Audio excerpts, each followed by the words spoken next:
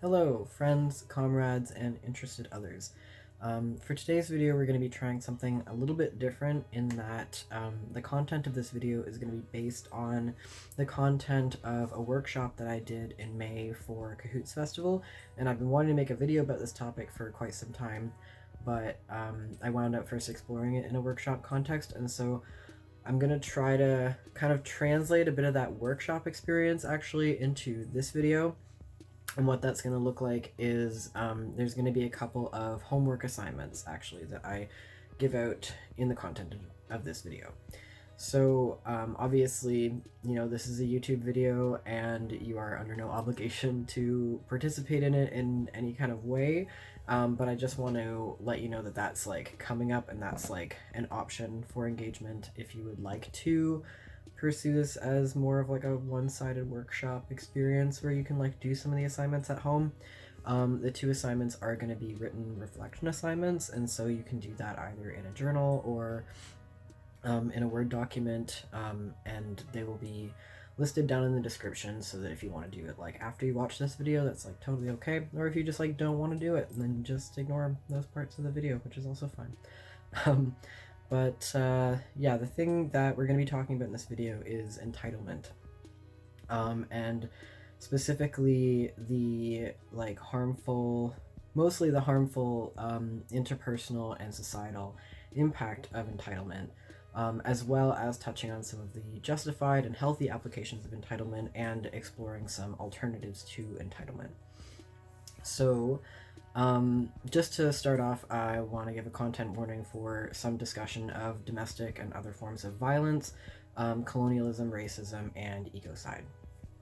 So to start off, I'm just gonna give you like a working definition of what entitlement means. So entitlement is the fact of having a title or right to something. And so to act in a way that is entitled means that you are acting in a way that displays a belief that you have a right or are inherently deserving of something.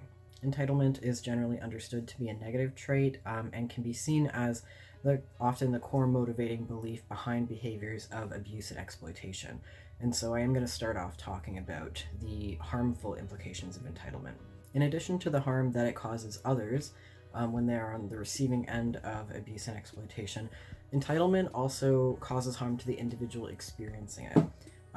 Feelings of entitlement often lead to a sense of perpetual dissatisfaction and resentment and alienation from the world around us, and this can show up in our lives in physical and mental health problems.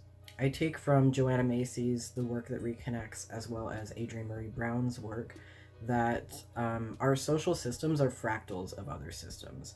So, for example, the way that a tree branches out in nature and how that pattern replicates on smaller scales into the leaf structure, the social patterns that we see in our lives replicate themselves at both micro or interpersonal and macro or societal scales.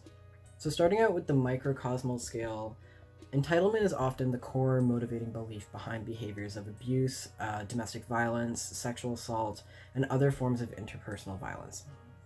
So in Lundy Bancroft's work, Why Does He Do That? It explores how basically people who perpetuate violence on an interpersonal level always do have a boundary that they consider to be inappropriate. And she explored that in these interviews that asked men who abused women, if you felt so out of control that you would hit someone, or if you felt so out of control that you would push someone to the ground, then why didn't you kick them when they were on the ground? And they would always respond, well, that would be unreasonable. Or, that would be beyond the scope of what was appropriate for the situation. And so in those interviews, it's highlighted that there is a boundary that does exist. And the person was never so out of control that they completely had no boundaries at all. What was actually happening was that their abusive behavior was viewed as appropriate at the time by the person who was perpetuating it.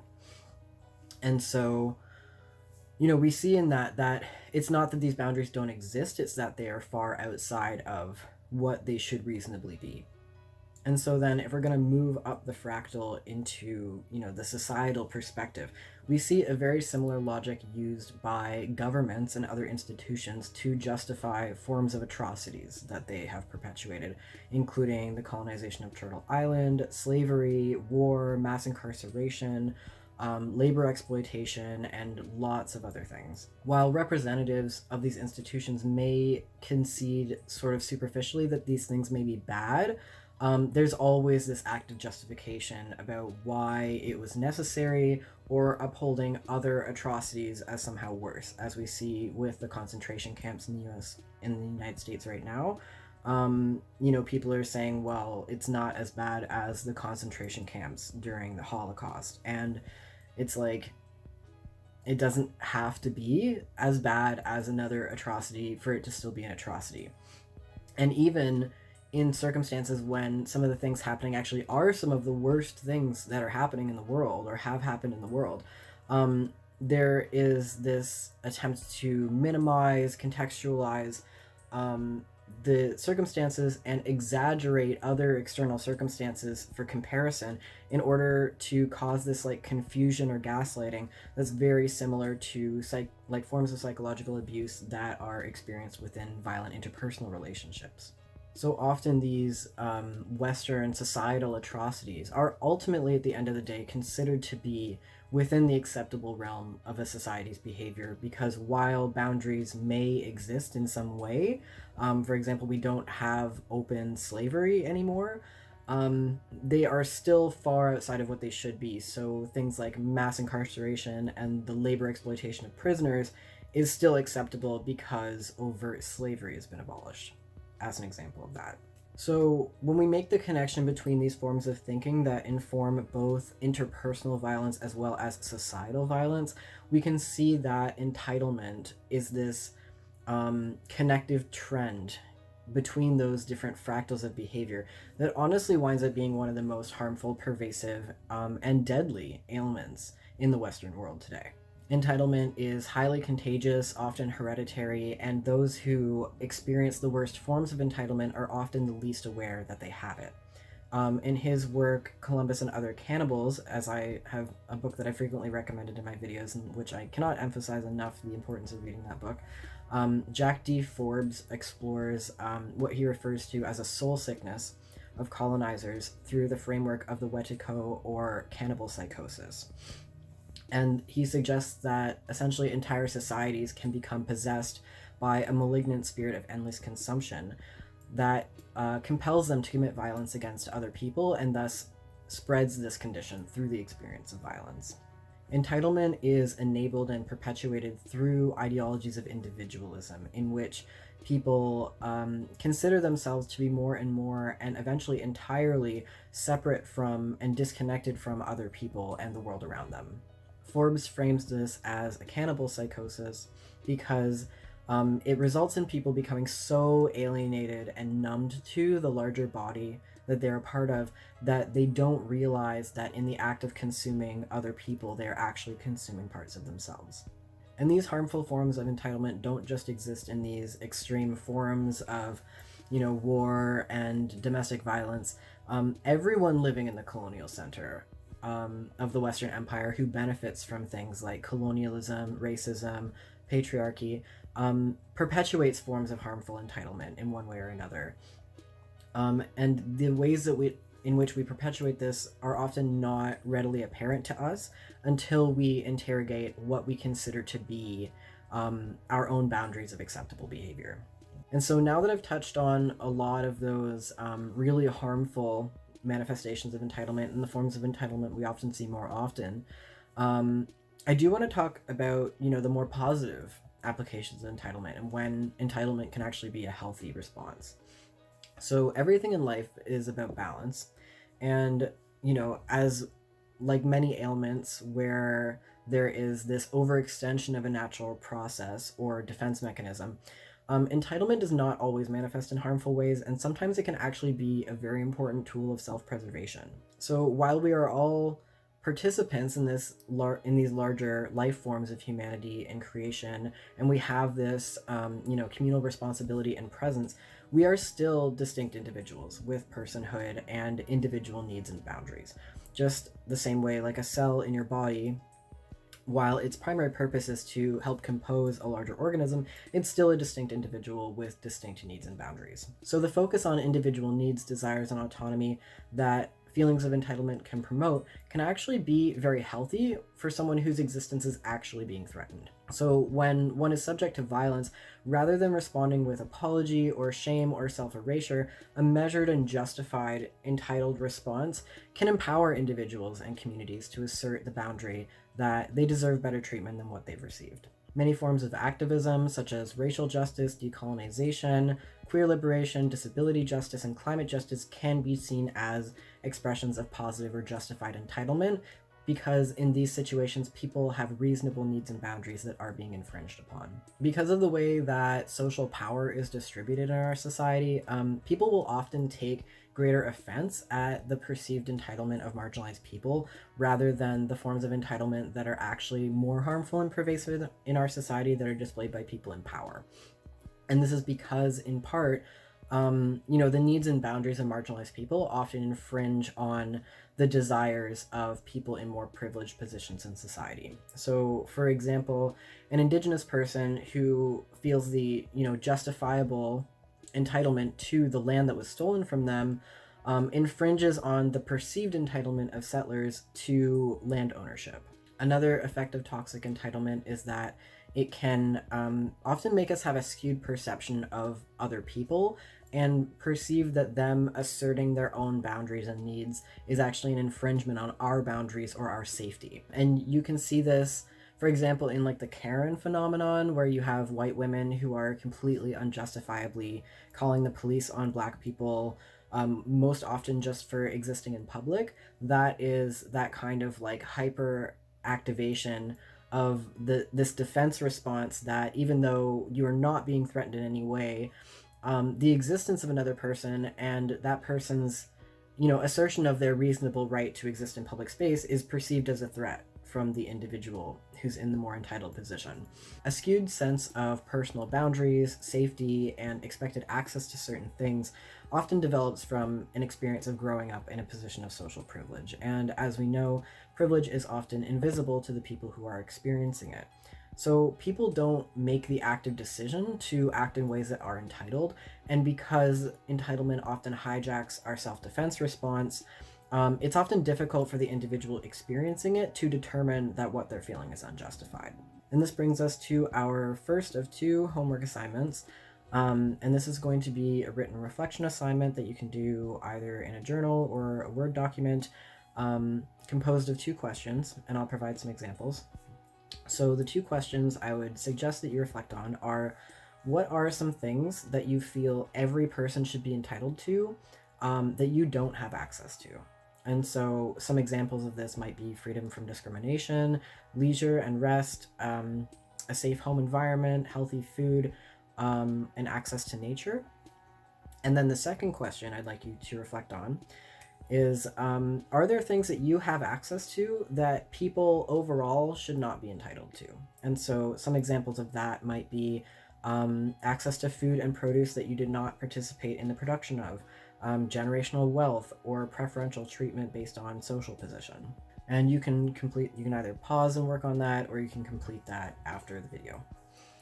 And so now that we've talked about entitlement and both the harmful and positive implications of entitlement, I want to talk about what are some solutions to harmful entitlement, like what are some alternative options. So while an inflated sense of entitlement can lead us to feeling resentful, disconnected, and unfulfilled in our relationships to other people, a regular practice of gratitude encourages us to appreciate the world around us and the people in our lives and the gifts that we've been given in creation, and to seek fulfillment even in difficult situations, and recognize and foster connectivity with other people and with the rest of the world. The result of gratitude is humility, which is the understanding of our inherent smallness in the world and the recognition of our fundamental interreliance on other people and the natural world. When we discover that we may deserve less than we thought, we also can discover that we've been given more than we realize.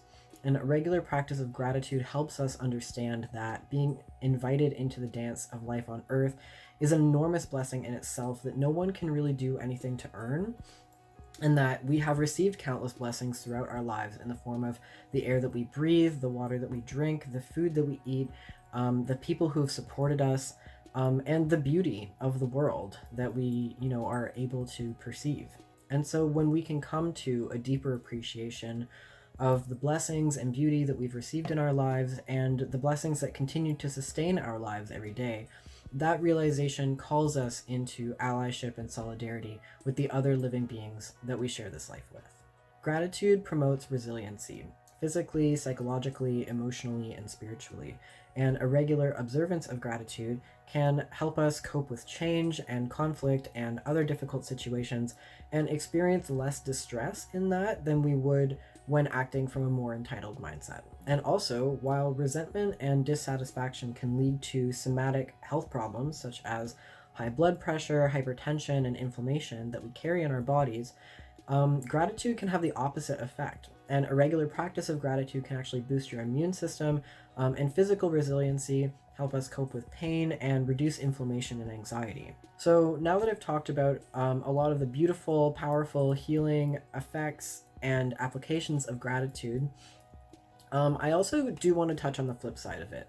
And so, as I said, for entitlement, which is generally understood to be, a harmful phenomenon, but when experienced by marginalized people or people in situations where they're being subjected to violence, it can actually be, a healing and justified thing.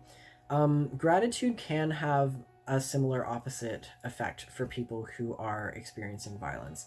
And so marginalized people who are subjected to systemic discrimination and oppression, are often expected to experience gratitude for things that other people are not expected to be grateful for.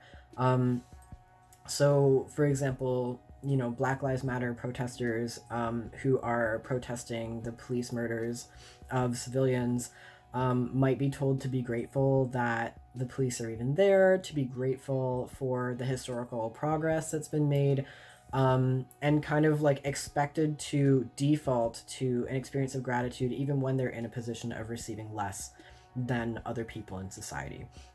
And so while I do feel like gratitude is important for everyone to a certain degree, and I do feel that everyone in life can find things to be grateful for, I would also be wary of how this is talked about with regards to people in different social positions and different lived experiences, because I do think that the kind of like positivity culture that expects marginalized people to constantly be grateful and expressing gratitude to people who have power over them, or to be expressing gratitude even in situations where they are experiencing harm, I feel like is kind of this manifestation of toxic positivity culture that is not really appropriate.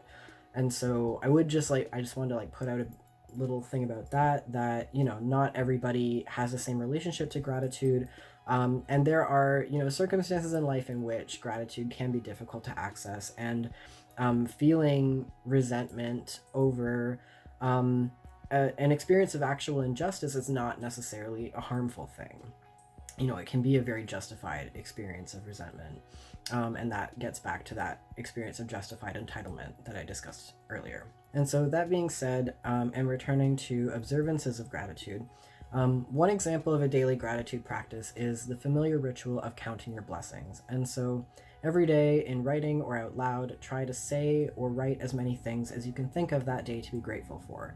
And that might just be one good thing that happened, or it could be a whole list of things. And another important gratitude practice is just to say thank you out loud and frequently, both to the people in your life, but also to non-human beings and things.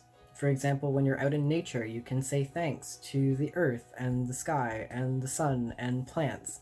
And that is a really important practice that helps you situate yourself as a member and a participant in creation, and helps you remove that separation from your environment.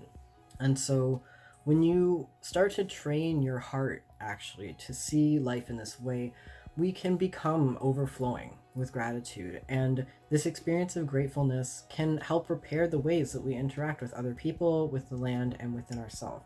It is a medicine of connectivity. And so for the second homework assignment, which is also a written reflection assignment, I would like you to take 5 minutes, although you can take longer if you get really into it, and try to write down as many things that you can think of to be grateful. So this is just a basic like counting your blessings exercise that I like to do every so often. I don't do it as frequently as I would like to, but I like to do it every so often to just get myself back in that mindset of understanding and seeing all of these things that I don't usually appreciate. And so these things might be people, material comforts, resources, or natural forces. I would like to encourage you to strive for at least 12 things, and to think of things that you might not usually think about, such as elements of the natural world, your body, and the basic resources that sustain your life. Thank you for watching this video. I hope that it was helpful and informative in some way, and like, comment, subscribe, share this video if you got something out of it. And I would also like to say that I do have a Patreon, and I really appreciate anyone who donates to that. And I also have a PayPal if you'd like to give a one-time donation to help support me making these videos. COVID has been hard for everyone, I'm sure, and so there's definitely no pressure to give anything if that's not within your something that you're able to do. But if you have a few dollars, I always really appreciate it, and it actually does make a big difference in my life to receive any money in exchange for making these videos. I will also list all of the books that I referenced in the description, as well as written versions of the homework assignments for you to follow along if you're doing that after the video. And I think that's all I had to say. I hope that everybody is well as can be expected, as well as was within reasonable for the context. Take care of yourselves, and I will see you next time. Peace out.